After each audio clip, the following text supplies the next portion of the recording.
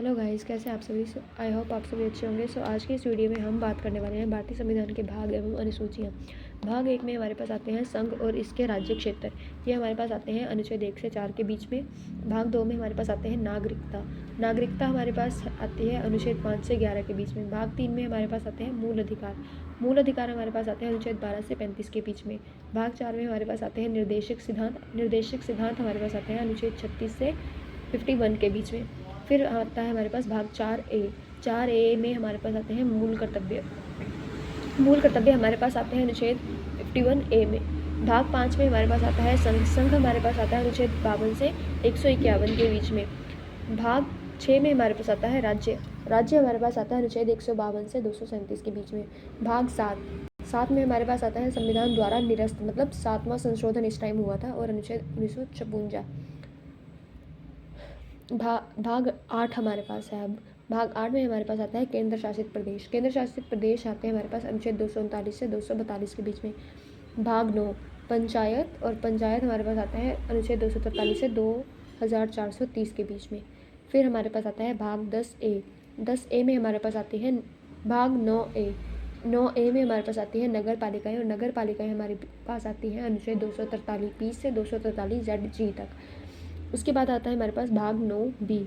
9B में हमारे पास आती है सहकारी समितियाँ। सहकारी समितियाँ हमारे पास आती है अनुच्छेद 243 ZH से 243 ZT के बीच में। ठीक है।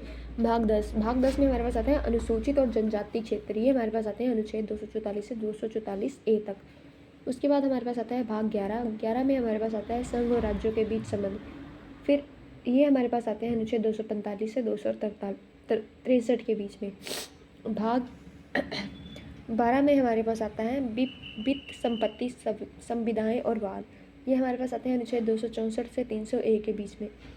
भाग 13 में हमारे पास आता है भारतीय राज्य क्षेत्र के अंदर व्यवहार, वाणिज्य और समागम। ये हमारे पास आता है अनुच्छेद 301 से 307 के बीच में। भाग 14 में हमारे पास आता है संघ और राज्यों के अधीन सेवाएं। ये हमारे पास आता है अनुच्छेद 308 से 323 के बीच में।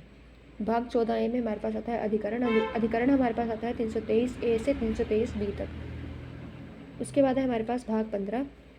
भाग 15 में हमारे पास आता है निर्वाचन। निर्वाचन हमारे पास आता है अनुच्छेद 324 से 329A के बीच में। उसके बाद हमारे पास आता है भाग 16 में हमारे पास आता है कुछ वर्गों के संबंध में विशेष उपबंध, अनुच्छेद 330 से 342 के बीच में। उसके बाद हमारे पास आता है भाग 17 में हमारे पास आता है आधिकारिक भाषा। ये हमारे पास आता है अनुच्छेद 343 से 351 के बीच में। उसके बाद हमारे पास आता है भाग 18 में हमारे पास आता है आपात उपबंध। उपबंध में हमारे पास आता है अनुच्छेद 352 से 360 के बीच में। फिर हमारे पास आता है भाग 19 में हमारे पास आता है प्रकीर्ण हमारे पास आता है अनुच्छेद 361 से 367 के बीच में।